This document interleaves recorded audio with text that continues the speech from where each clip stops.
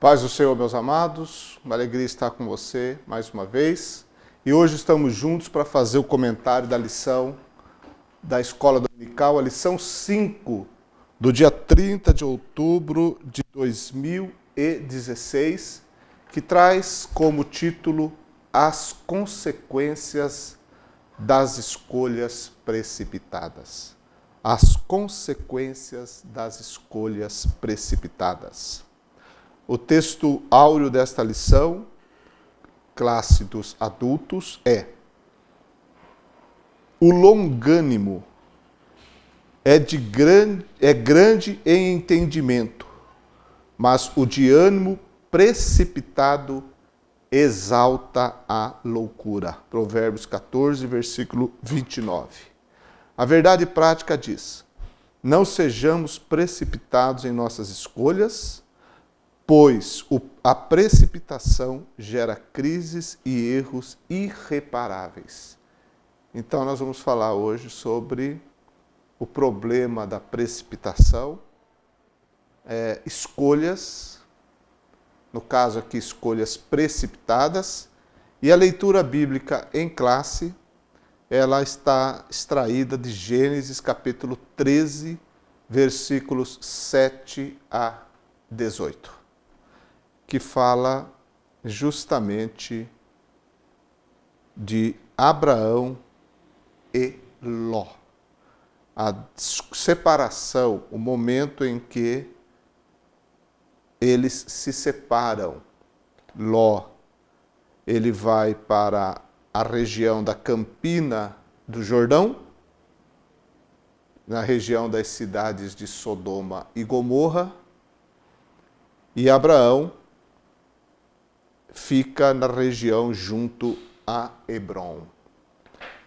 Então, nesse momento aqui, baseado neste episódio, é que nós vamos analisar a questão das consequências de escolhas precipitadas. Em primeiro lugar, o comentarista da lição cita o cuidado com as escolhas. No caso de Abraão,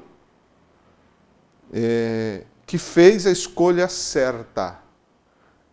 Na verdade, ele nem teve assim, ele deixou a opção a cargo de Ló. Mas o fato dele deixar a opção de escolher por Ló já é uma escolha também.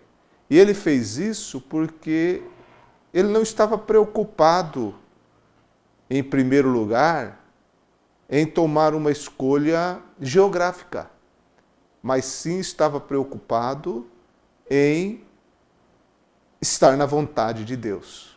Aliás, ele tinha a bênção de Deus. Ele tinha convicção de que Deus o chamara e que ele estava sendo guiado por Deus.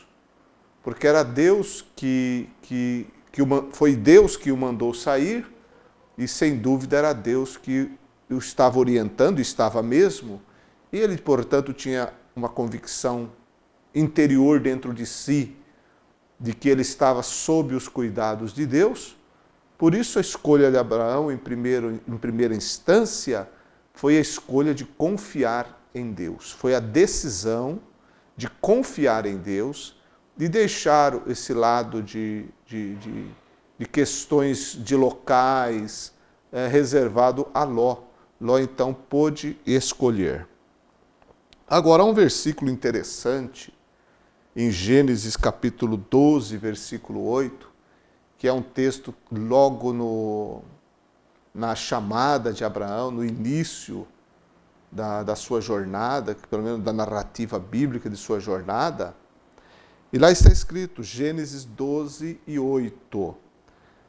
Então passou dali para o monte ao oriente de Betel, e armou a sua tenda, ficando-lhe Betel ao ocidente e Ai ao oriente. Também ali edificou um altar ao Senhor e invocou o nome do Senhor. Por que eu li esse texto aqui com relação a essas questões de escolhas. É por causa do significado dos nomes Betel e Ai. A palavra Ai significa ruínas, montão de lixo, ruínas. E a palavra Betel significa casa de Deus. Então, aqui, é claro, está falando de um momento, está descrevendo, narrando um local onde Abraão ficou. Mas note que essa posição que ele ficou ele ficou justamente entre Betel, casa de Deus, e Ai, que significa ruínas. E ele ficou ali no meio. E o texto diz que ali ele invocou o nome do Senhor. Isso aqui dá uma lição para nós importante, porque todos nós, seres humanos, nós temos que tomar as nossas decisões também. E é interessante que Abraão, nesse local, casa de Deus e ruínas, ilustra muito bem as decisões que nós temos que fazer na nossa vida entre Deus e o mundo. Entre Deus, a casa de Deus, as coisas de Deus, o mundo com seus prazeres, com suas paixões e com os seus pecados. E cada dia da nossa vida, nós tomamos as nossas decisões, ou para um lado, ou para o outro. Só que Abraão edificou ali um altar ao Senhor. Ou seja, na hora de tomar suas decisões, ele buscou a presença de Deus. Isso dá uma lição muito importante para todos nós que servimos a Deus, que antes de tomarmos qualquer decisões, darmos qualquer passo, nós deveríamos antes orar, buscar a orientação de Deus, buscar a direção de Deus e claramente seguirmos para o caminho certo, que é o caminho da vontade de Deus. Embora o mundo, que é na verdade um monte de ruínas, coisas que não servem para o Filho de Deus, tenha o seu poder de atração e muitos acabam se inclinando para o mundo. Mas nós estamos cheios de recomendações, exemplos na Bíblia de que a escolha do cristão deve ser sempre a escolha voltada para a casa de Deus e para as coisas de Deus. Agora, por que será que muitas pessoas fazem uma escolha errada na sua vida? Em 1 de João, capítulo de número 2, versículo 16, está escrito: porque tudo que há no mundo, a concupiscência da carne, a concupiscência dos olhos e a soberba da vida, não é do Pai, mas do mundo. O que eu quero chamar a sua atenção é para isso aqui, olha. O que há no mundo. E João diz, o que há no mundo é concupiscência da carne, ou seja, desejo, cobiça da carne, cobiça dos olhos e soberba da vida. Então, por que será que muitas pessoas fazem uma escolha errada? Uma das razões é justamente por causa da aparência enganadora do mundo. A aparência enganadora do mundo, que engana, sim, as pessoas. E aqui pode se ajustar Ló, porque ele olhou, no momento em que Abraão permitiu que ele escolhesse, diz que ele olhou para as campinas do Jordão, que era como uma terra de Zoar no Egito, então deveria ser algo muito bonito de vista, um local bem aprazível, agradável, de muitas pastagens. E ele olhou para aquele lugar e ele então escolheu ir para lá. Sem dúvida, os olhos influenciaram a escolha de Ló. a aparência. E quantas vezes nós também, as pessoas, não escolhem pela aparência, não tomam decisões por aquilo que seus olhos veem, sem uma análise mais profunda, cuidadosa, meticulosa, mas olha, gosta e se ilude. Esse é um caso sério. Nós lembramos da nossa mãe, Eva, que lá no paraíso ela foi enganada pela serpente, mas está escrito lá que quando ela olhou para o fruto da árvore do conhecimento do bem e do mal, era uma árvore agradável à vista, não é? Boa de se ver, ou seja, os olhos dela foram atraídos por aquele fruto, por aquela árvore. E o resultado todos nós já sabemos. Então, uma das razões pelas quais muitas pessoas fazem uma escolha errada é porque se deixam levar pelas aparências. Outro motivo é por causa do engano promovido pelo próprio Satanás. Eu citei o exemplo de Eva, mas o Novo Testamento tem um versículo no capítulo 4 da segunda carta de Paulo aos Coríntios, no verso 4, ele disse assim: nos quais o Deus deste século, cegou os entendimentos dos incrédulos, para que lhes não resplandeça a luz do evangelho da glória de Cristo, que é a imagem de Deus, o Deus desse século. É por causa do engano promovido pelo diabo, que cega os incrédulos. Então, é uma das razões, a pessoa está cega, enganada pelo diabo e toma decisões precipitadas e faz escolhas erradas.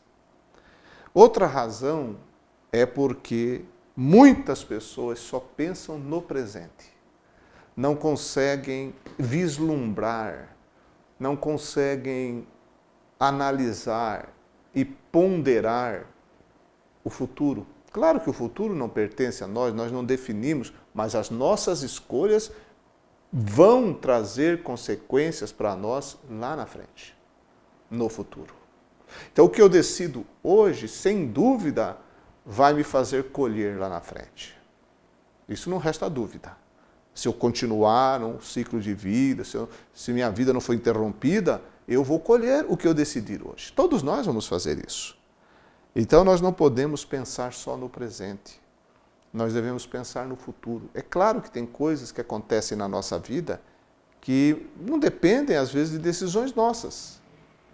Mas, por exemplo, quem é filho vai ser influenciado pela decisão do pai. Quem é chefe de família, a família vai ser influenciada pela decisão dele. Quem é membro de uma igreja, muitas coisas vão acontecer influenciados na vida dele por causa da decisão de um pastor ou da diretoria da igreja, enfim. Isso é normal. O diretor de uma empresa, o dono de um comércio, a decisão que ele tomar vai influenciar a vida dos seus funcionários, enfim. Isso acontece e é real. Mas, do ponto de vista individual e particular, aquilo que cabe a nós, que depende de nós, nós devemos, quando tivermos que tomar decisões, e fazemos isso todos os dias praticamente, claro que a gente nem percebe, a gente faz decisão. Que roupa eu vou vestir, que comida eu vou comer, que velocidade que eu vou andar no carro, enfim. Nós tomamos pequenas decisões, mas a nossa vida ela é formada de decisões. Mas aquelas decisões que requerem, que podem mexer muito, que podem ter uma grande ação ou influência na nossa vida, até na vida daqueles que nos cercam, essas decisões têm que ser tomadas com muito cuidado e não podemos olhar apenas para um benefício aparentemente presente. Devemos olhar lá na frente. Nós temos um caso na Bíblia de um jovem rico que ele foi até Jesus porque ele queria saber o que fazer para herdar a vida eterna. Nós conhecemos essa passagem. Jesus então disse para aquele moço que ele deveria guardar os mandamentos. Ele disse: eu guardo tudo isso desde a minha infância. E Jesus disse: então te falta uma coisa, você vai, vende tudo que você tem, dá aos pobres, depois você vem e me segue. Nós sabemos que aquele jovem, ele não conseguiu fazer o que Jesus disse para fazer. Ele não fez. Foi embora triste, porque ele olhou para aquilo que ele tinha no momento, que eram as suas riquezas. Não queria abrir mão daquilo que ele tinha. Mas Jesus disse assim para ele: vai, vende tudo quanto tem, vem, me segue e terás um tesouro no céu. Quer dizer, Jesus mostrou para ele algo que ele poderia receber no futuro e algo muito maior do que ele tinha. Mas por ele estar preso às suas riquezas, preso ao que ele tinha no presente, ele preferiu não arriscar, não perder, não deixar o que tinha no presente e perdeu e deixou de alcançar aquilo que tinha, que poderia ter no futuro. Porque a sua mente estava apenas presa nas coisas presentes e, infelizmente, materiais de sua vida. O cristão ele tem que tomar decisões orientadas por Deus, de acordo com a palavra de Deus, e às vezes parece que o que Deus quer para nós vai nos trazer perdas, vai nos fazer perder, mas Deus sempre tem o melhor para a nossa vida. Nós devemos acreditar que Deus sempre tem o melhor. Por isso nós devemos edificar altares, ou seja, ter uma vida de comunhão com Deus como tinha Abraão, porque a verdadeira prosperidade, a verdadeira bênção, não é o que eu tenho do ponto de vista material, as coisas que eu tenho, mas é o que eu sou diante de Deus e se eu tenho comunhão com Deus. A presença de Deus e a pessoa de Deus é sim a coisa mais importante na vida de cada um de nós. Então nós devemos entender que toda a aparência do mundo um dia vai passar. Lá em 1 de João 2,17, porque no versículo 16, João fala da cobiça da carne, cobiça dos olhos, soberba da vida. Ele fala que isso tudo há no mundo. Mas no versículo 17 ele diz que tudo que há no mundo vai passar. Vai passar. Está escrito isso lá. Então, por que viver agarrado com as coisas do mundo e tomar decisões só olhando para isso, pelas cobiças do mundo, se tudo isso vai passar? Pedro também disse que tudo isso que existe no mundo hoje, do ponto de vista material, reserva-se para o fogo. 2 de Pedro, capítulo 3, versículo 7. Então tudo vai desaparecer. Nós devemos entender isso para não sermos egoístas, gananciosos, ficarmos agarrados a coisas terrenas, porque tudo isso vai passar. Jesus disse lá em Mateus capítulo 6 que o nosso Pai Celestial sabe que nós precisamos comer, que nós precisamos nos vestir. Nosso Pai sabe de tudo isso. E Ele disse, mas buscai primeiro o reino de Deus e a sua justiça. O que é o reino de Deus e a sua justiça? É aquilo que Jesus falou para o moço rico. Você vem, me segue e terás um tesouro no céu. Isso é o reino de Deus. É seguir a Cristo na terra, ajuntando tesouros no céu. Isso é o reino de Deus. Então, buscar seguir a Cristo, honrar a Cristo e ajuntar tesouros nos céus através de uma vida de devoção a Deus, uma vida de amor ao próximo, assim estaremos juntando tesouros no céu. Isso é viver uma vida que não está presa às coisas terrenas. E Deus há de suprir as nossas necessidades. E Deus é maravilhoso, porque Ele supre e muitas vezes Ele nos faz abundar até naquilo que nós precisamos, porque Deus é maravilhoso. O Evangelho de Deus, o Evangelho de Cristo, ele traz luz.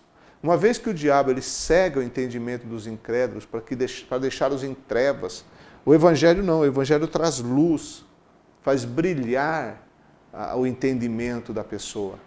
Quem crê em Cristo, quem conhece o Evangelho, quem é tocado pelo Espírito Santo, quem recebe o Salvador que é Jesus, ele deixa de ser cego, ele vê a luz verdadeira. Um exemplo disso é o apóstolo Paulo, ou Saulo de Tarso, que antes de se converter era um perseguidor da igreja. Mas diz lá no capítulo 9 do livro de Atos dos Apóstolos, que quando ele ia perseguir a igreja em Damasco, ele teve um encontro com Jesus ao meio-dia.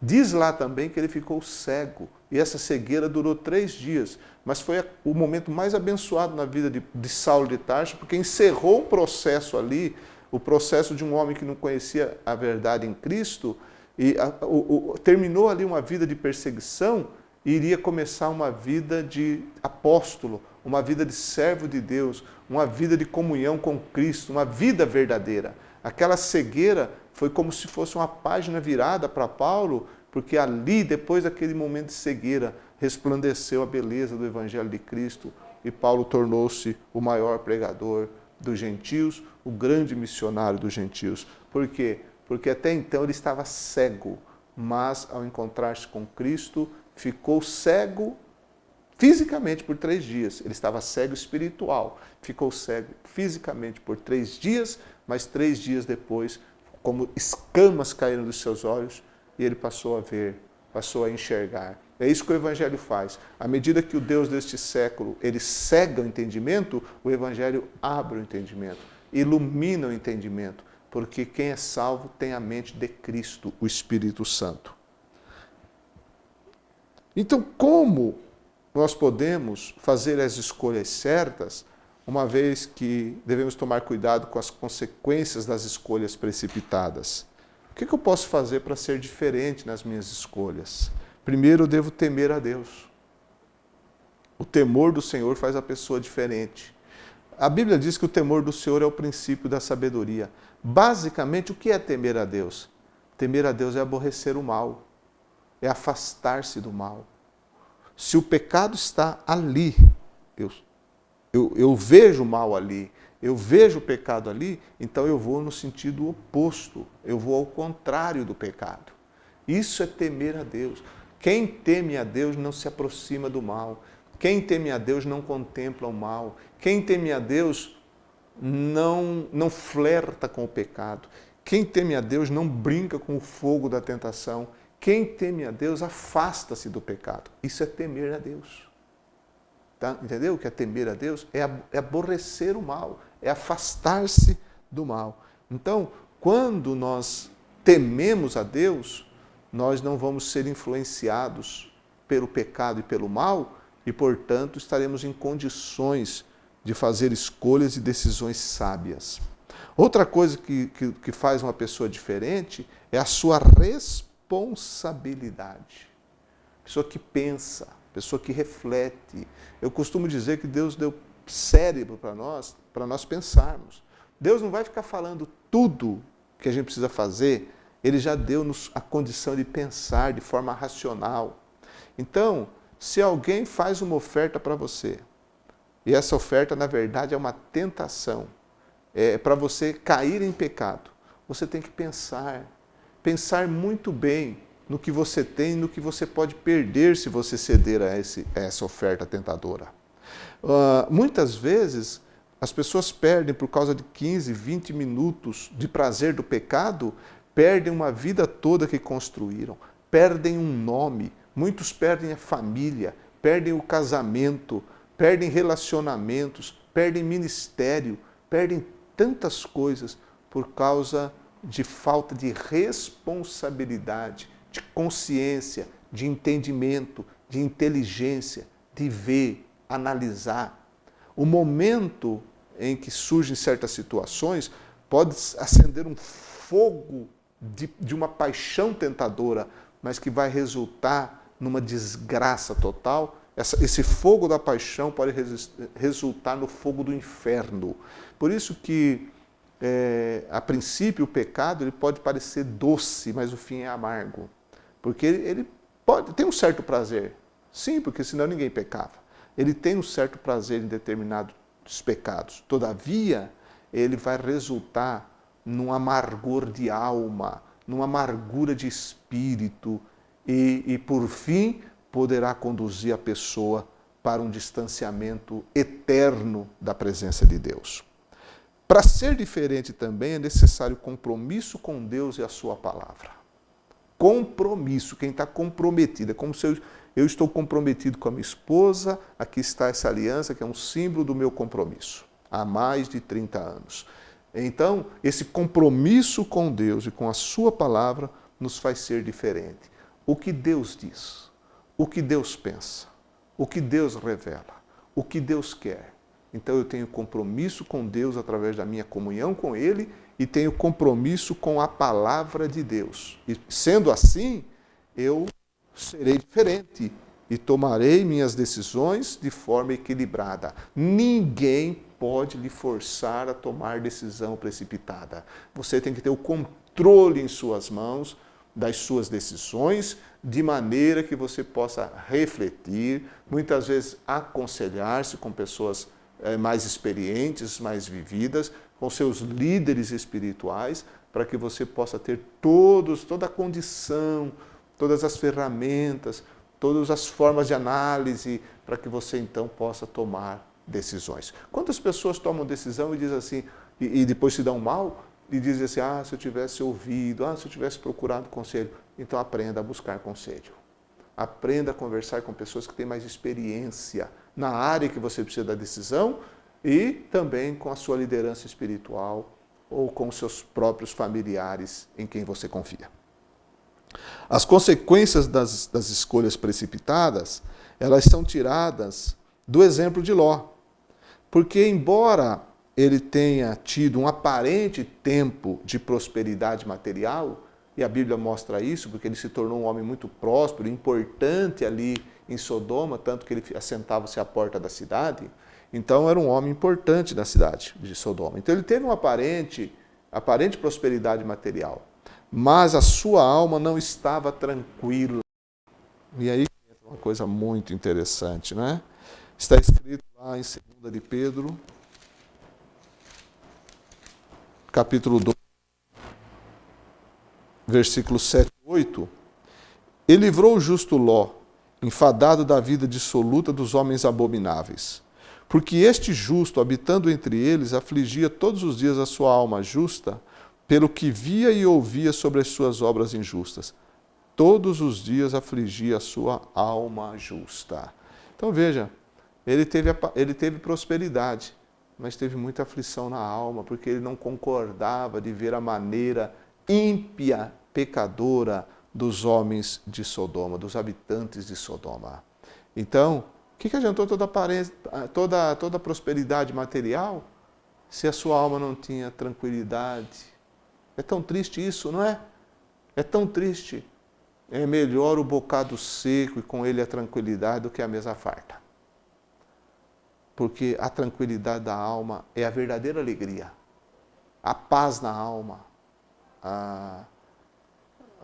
o sentimento de alívio no coração, a paz. Diz lá Paulo disse que a paz de Cristo é o árbitro em nossos corações. Ele deve dominar os nossos corações.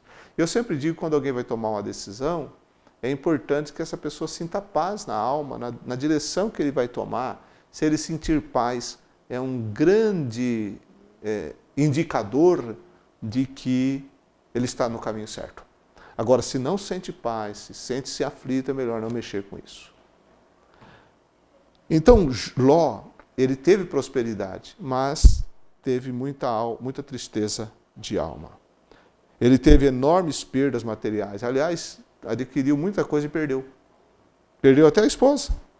E, infelizmente, ele deixou também uma geração marcada pelo pecado e oposição ao povo de Deus, porque nós conhecemos a história da geração de Ló, infelizmente, com suas filhas, e desse momento nasceram Amon e Moabe, que foram povos que se tornaram, por muito tempo, oposição ao povo de Deus, inimigos do povo de Israel e do povo de Deus. Então veja, que Ló teve uma prosperidade aparente, momentânea, mas perdeu muita coisa, perdeu tudo que tinha praticamente, perdeu a companheira, perdeu a esposa, que estava muito agarrada nas coisas do mundo, muito mais do que ele, e também ele gerou uma geração marcada pelo pecado e pela oposição a Deus. Então veja que todas as decisões têm resultados lá na frente. Nossas escolhas determinam o nosso futuro. Que o Espírito Santo nos oriente, que o Espírito Santo nos ajude a tomar decisões. Eu vou encerrar a aula, o comentário de hoje, fazendo a leitura para você, baseado nesse assunto que nós falamos, sobre Billy Graham. Nesse livro, Crescendo na Fé com Billy Graham, ele fala um pouco sobre ele aqui, sobre ele mesmo, ele dá um testemunho dele. Eu quero encerrar a aula com esse testemunho de Billy Graham. Ele disse: quando perambulei para meu primeiro encontro de reavivamento em 1934, em Charlotte, no estado da Carolina do Norte, Eu era um rapaz desajeitado de 16 anos, com uma ambição consumista de ser um jogador de beisebol da primeira divisão. A última coisa que eu queria ser era um pregador. Da nossa turma mundana, 2 de nós, Greg Wilson e eu, fomos ao encontro, ou seja, o encontro de reavivamento, isso em 1934. Fomos ao encontro para ver do que se tratava a gritaria. Na primeira noite me escondi atrás do chapéu grande e robusto de uma senhora. Recordo-me vividamente do cheiro de raspas de pinheiro em minhas narinas. Também das estranhas agitações que mexiam dentro de mim para conhecer mais sobre Cristo. Embora minha família tivesse me educado com uma base religiosa excelente, eu havia dado de ombros para muito disso durante esse período singular da inquietação da adolescência. Na segunda noite me senti mais perto e me debati com as perguntas que todo mundo faz. Era algo efeminado seguir a Cristo? Você poderia ser religioso e ainda se divertir? Quem estaria olhando se eu fosse para frente no final do encontro? Por que eu não poderia tomar uma decisão sem andar todo o percurso até a frente? Todas essas questões estão enraizadas no orgulho e na presunção do homem. Deus não se revelou a mim como uma presença real até que eu publicamente tomei a decisão de ser um obreiro ativo e verdadeiro de Deus. Entretanto, não um evangelista, eu disse a mim mesmo. Meses mais tarde, após algumas das reuniões de oração mais exaustivas que eu já tive, decidi fazer da religião a minha carreira. E por aí foi testemunho de Billy Graham, que tomou uma decisão. E a decisão dele foi viver uma vida cristã, uma vida com Deus e conhecer a Cristo. E a história e o legado e a vida de Billy Graham, muitos de nós conhecemos até hoje. Em 1934, tomou essa decisão. E os resultados vieram na vida dele e abençoaram tanta gente. Então, que todos nós possamos tomar sempre decisões ao lado de Cristo para termos resultados abençoadores para nós e para outros, até mesmo as gerações futuras. Deus abençoe.